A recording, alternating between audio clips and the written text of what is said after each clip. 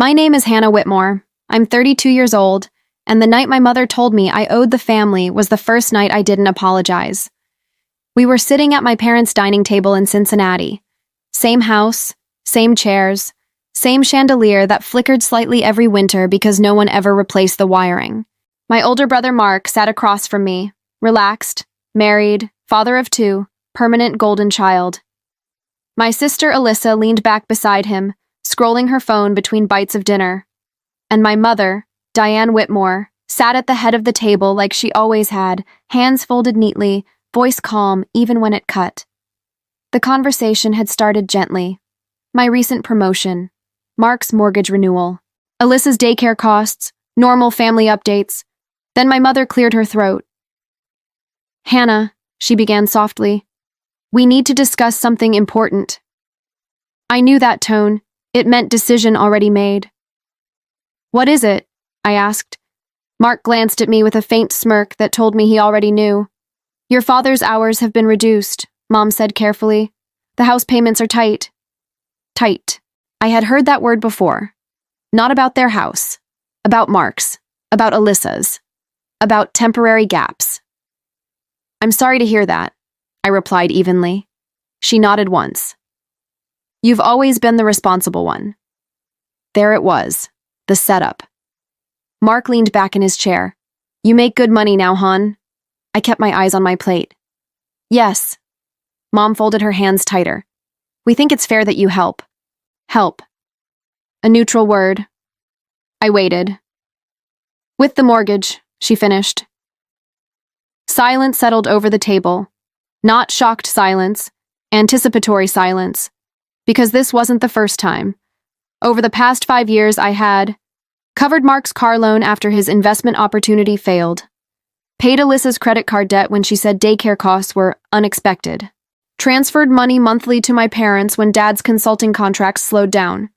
Each time it was temporary. Each time it was framed as family unity.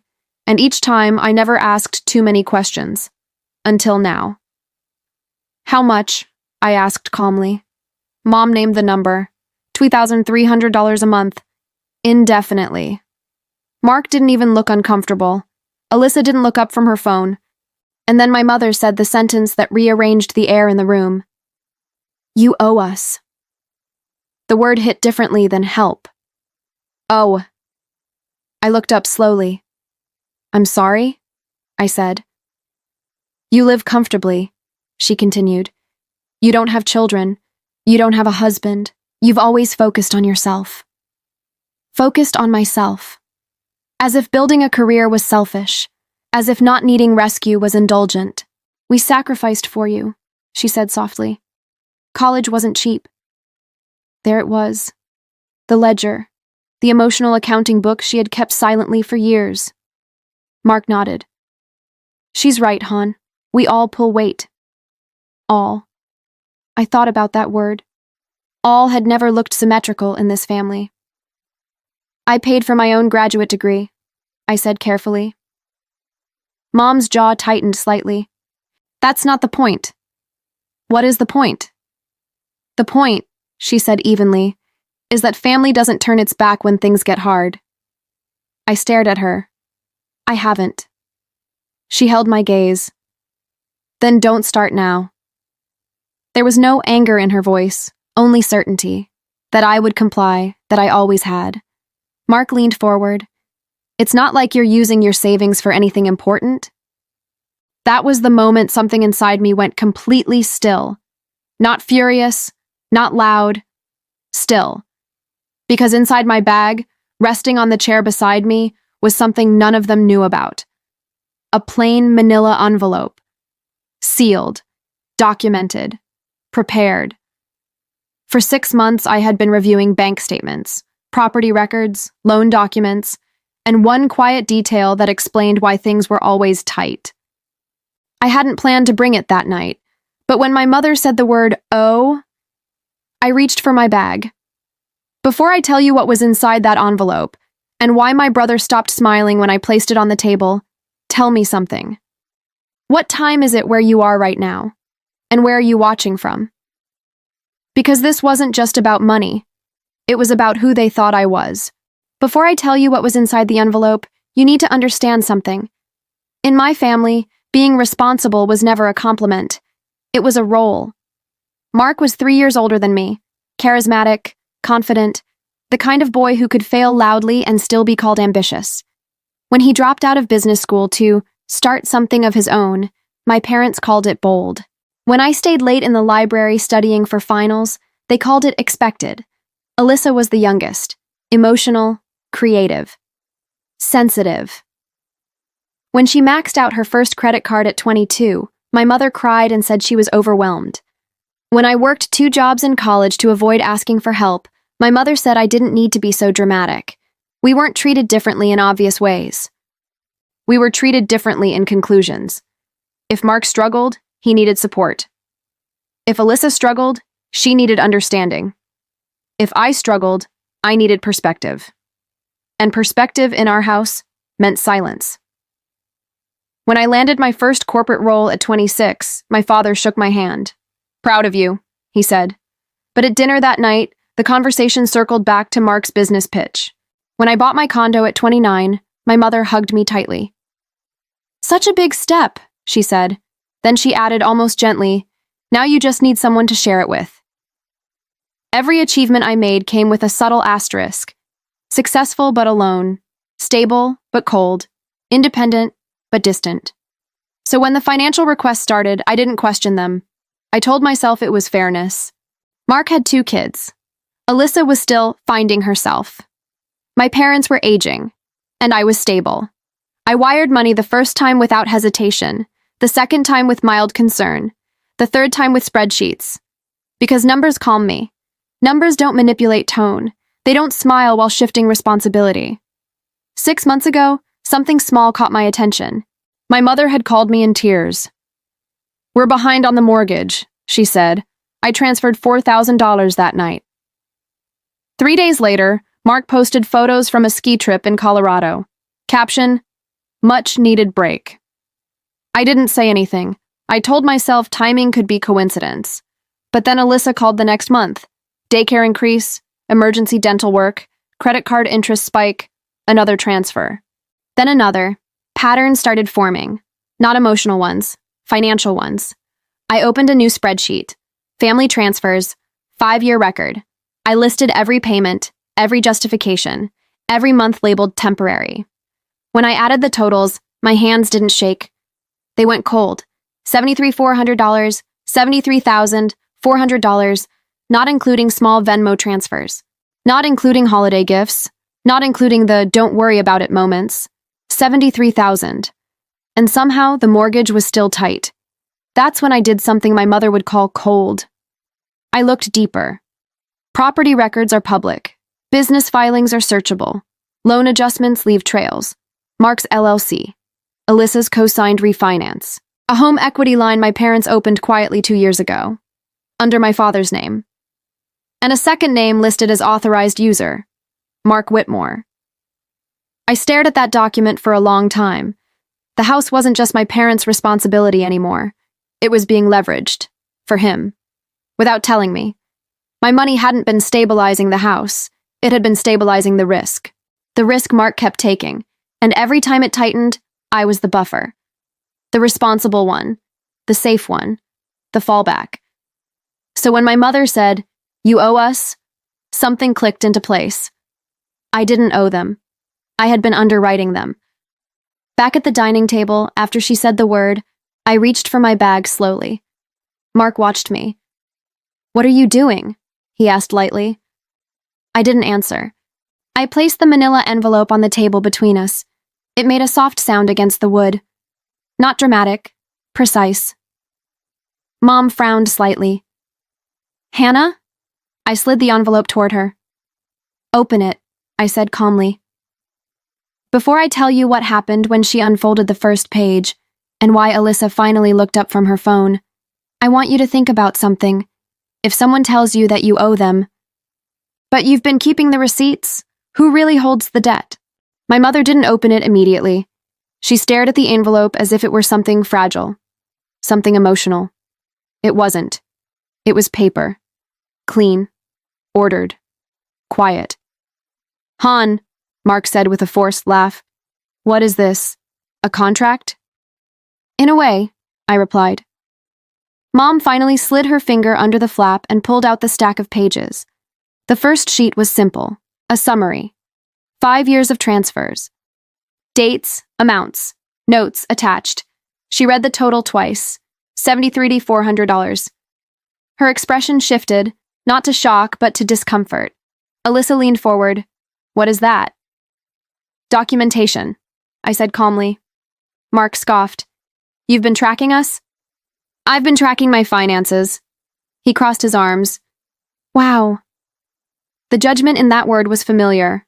Cold, calculating, dramatic. I let it pass. Mom flipped to the next page. Highlighted sections. Home equity line opened April 2021. Authorized secondary user, Mark Whitmore. Her hand paused. She looked at my father. He hadn't spoken yet. He rarely did when money conversations got complicated. Richard? She asked softly. Dad shifted in his seat. It was temporary, he muttered. For what? I asked gently. Mark's jaw tightened. For expansion, he said quickly. What kind of expansion? Investment. In what? Silence. I turned to the next page. LLC filing. Whitmore Property Solutions. Registered manager, Mark Whitmore. Mom's brows furrowed. That's your side project, she said. Yes, he replied defensively. Funded partially through leveraged equity from this house, I said calmly. The room went quiet in a different way. Not offended, exposed. That's not illegal, Mark snapped. I didn't say it was. It's smart. Is it? He leaned forward. You don't understand risk. I understand math. Mom's breathing grew shallow. Richard, she whispered again. Dad rubbed his forehead. It was supposed to pay off fast. There it was. Supposed to. I kept my voice steady. And when it didn't? Mark didn't answer. Because we all knew. When it didn't, the mortgage became tight. When it didn't, daycare became expensive. When it didn't, dental emergencies appeared. And when it didn't, I received a phone call. Mom placed the papers down slowly. You think we used you? She said. I think you didn't tell me the whole story. Mark laughed bitterly. Because you would have judged me. No, I said quietly, because I would have said no. The honesty landed harder than accusation. Alyssa finally spoke. So what? You helped. We're family. Yes, I agreed. I helped. And now you're throwing it back in our faces? No. I folded my hands on the table. I'm ending it. Silence. The chandelier above us hummed faintly. Mom blinked. Ending what? The transfers. Mark's chair scraped slightly against the floor. You can't just stop. I can. Dad finally looked at me directly. We counted on that. There it was. Not gratitude, reliance. You built budgets around it, I said.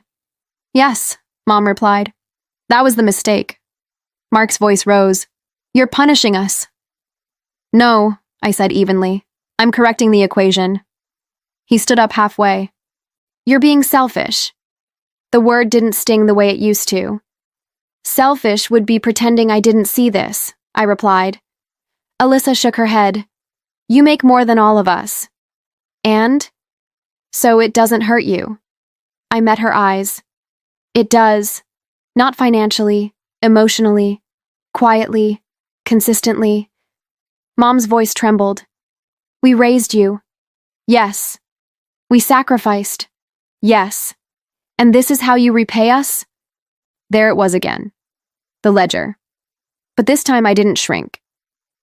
I repaid you, I said softly. 73,000 times. The number hung between us. Heavy. Precise.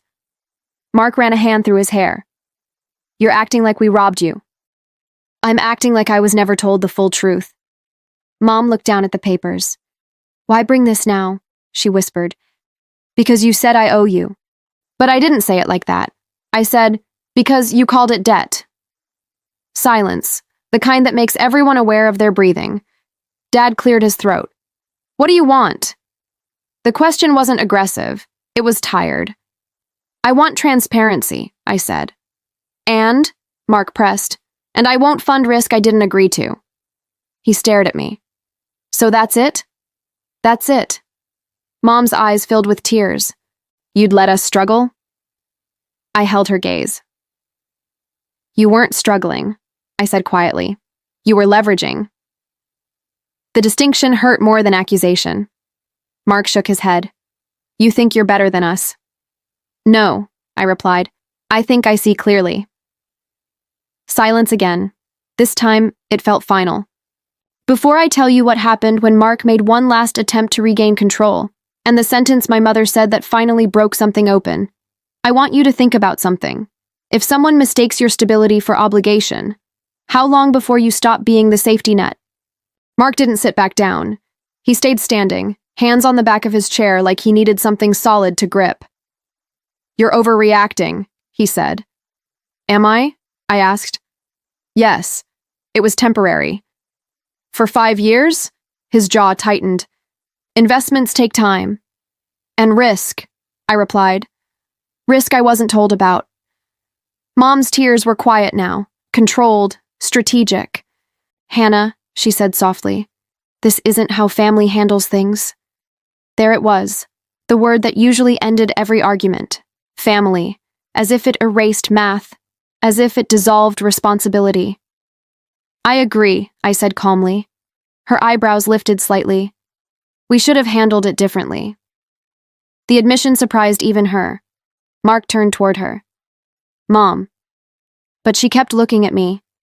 You feel used, she said. I didn't answer right away. I didn't want to dramatize it. I wanted it to be accurate. Yes, I said finally. The word didn't echo. It settled. Alyssa shifted uncomfortably. We never meant to. I know. But you're making it sound malicious.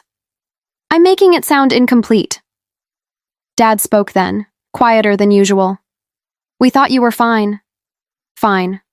The most dangerous word in my family. Fine meant stable enough to carry weight, quiet enough not to protest, successful enough not to need. I was fine, I said, until I wasn't. Mark let out a breath. So what now? We just drown? No, I replied. You cut us off. I remove myself. He shook his head. That's the same thing. It isn't. Mom folded the papers carefully, aligning the corners. How long have you been planning this? She asked. 6 months. 6 months of spreadsheets, 6 months of restraint, 6 months of watching ski trips and business expansions unfold while hearing the word tight. Long enough, I answered. Mark leaned forward again. You could have talked to me. I tried, I said quietly. When? Every time I asked what the money was for. He didn't answer. Because every time, the answers had been vague. Utilities, timing, temporary. Mom's voice trembled slightly. Your father and I didn't want to embarrass him. I looked at Mark. He looked away. So instead, I said softly, you absorbed it, and then I absorbed you. The honesty made the air thinner. Alyssa wiped her eyes quickly. I thought you wanted to help, she whispered. I did. Then why stop? Because helping without honesty isn't help, but I said it differently. Because help shouldn't require ignorance. Mark's tone hardened again. You think you're smarter than us? No, I said evenly. I just read the paperwork. He exhaled sharply. You're punishing everyone because of me. I held his gaze. No, I'm stopping because of you. Silence. Direct. Unavoidable. Mom looked between us. Richard, she said quietly. We should have told her. Dad nodded slowly. Mark's shoulders dropped slightly. It was going to work, he muttered. Maybe, I said, but maybe isn't something I finance. The room fell quiet again. Not explosive, not dramatic, just exposed. Mom finally asked the question she'd been avoiding. What happens if we can't make the payment next month? I didn't rush to answer, because this was the real moment, the one where guilt usually won. You sell the truck, I said calmly. Mark stiffened. You can't be serious. You refinance properly, I continued, or you sell one property, or you adjust expenses. You don't understand, he snapped. I do. His voice rose slightly. I have kids. And I have boundaries. The sentence cut cleanly. Not loud, clear. Mom pressed her lips together. You've changed, she said. No, I replied softly. I've stopped apologizing. The chandelier hummed above us. The house felt smaller somehow. Mark finally sat back down. He looked tired now, not angry, not superior, just recalculating. So you're done? He asked. Yes. Completely? Yes. The finality in my voice surprised even me. Mom reached for my hand. I didn't pull away. But I didn't squeeze back either. I didn't realize you felt this way, she whispered. I met her eyes. That's the problem. Before I tell you what happened 3 weeks later, when the mortgage payment came due and I received a call I didn't expect, I want you to think about something. When you finally stop being the one who always says yes, do people call you selfish? Or do they finally call you honest? 3 weeks later, my phone rang at exactly 9:12 in the morning. I remember the time because I had just sat down at my desk with coffee and a clean inbox. Mom's name flashed across the screen. For a second, the old reflex stirred. Answer quickly. Fix it. Absorb it. Instead, I let it ring twice before picking up. Hi, Mom. Her voice was thinner than usual. It's done. I didn't ask what she meant. I knew. You made the payment, I said. Yes. There was no accusation in her tone, no hidden plea, just fact. How? I asked gently. Your father sold the truck, she replied. Silence settled between us. The truck Mark loved, the one he insisted was necessary. And Mark? I asked. A small exhale on the other end. He wasn't happy. I imagine not, but he agreed. That surprised me. He refinanced properly, she added. On his own. On his own. The phrase landed heavier than the mortgage ever had. And you? I asked. We'll be fine, she said. Not tight, not temporary. Fine. But this time the word sounded different. Stable. We spoke for a few more minutes about small things. The weather, Dad's doctor appointment, Alyssa's new daycare schedule, normal conversation, no financial undertones, no hidden math. Before hanging up, she said something that lingered long after the call ended. I think we relied on you because you never made us feel small. I sat with that. I wasn't trying to, I said. I know, she replied. But maybe we let that become expectation. There it was, the quiet admission. I didn't feel vindicated. I felt steady. Sunday dinner resumed a month later. Same chandelier. But something subtle had shifted. Mark didn't joke about my salary. Not a backup account, not a ledger, not a contingency plan, just a daughter. Later that night as I drove home, I thought about the word owe, how heavy it had felt, how automatic my guilt had once been, and how different it sounded now, because I didn't owe them, and they didn't owe me. What we owed each other was honesty, and honesty isn't comfortable, but it's clean. Would you keep writing checks, or would you open the envelope? Because sometimes the most powerful revenge isn't loud. It's simply refusing to finance someone else's denial. Would you have done the same? There's something people don't talk about when it comes to family. It's not the money. It's not the arguments. It's not even the favoritism. It's the quiet roles we accept without realizing they were assigned. For years, I wasn't just the responsible one. I was the emotional shock absorber, the financial buffer, the safe backup plan, and I accepted it because it felt easier than conflict. Because saying yes kept peace. Because being needed felt like belonging. But here's the truth I didn't understand until that night at the table. Being needed is not the same as being respected. When my mother said, "You owe us," something inside me finally understood what had been happening all along. I wasn't being asked, I was being expected. And expectations without conversation turn into silent contracts. The envelope I placed on the table wasn't revenge. It wasn't humiliation. It wasn't punishment. It was clarity. And clarity is uncomfortable for people who benefit from confusion. My family didn't fall apart when I stopped paying. They adjusted. They sold what they needed to sell.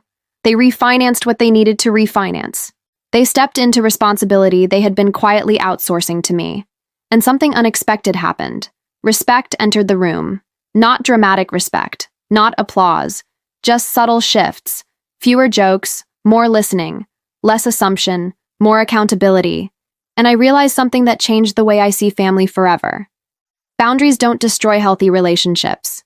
They expose unhealthy ones. If someone only values you when you're sacrificing, that's not love. If someone calls you selfish the moment you stop overextending, that's not betrayal. That's withdrawal from convenience.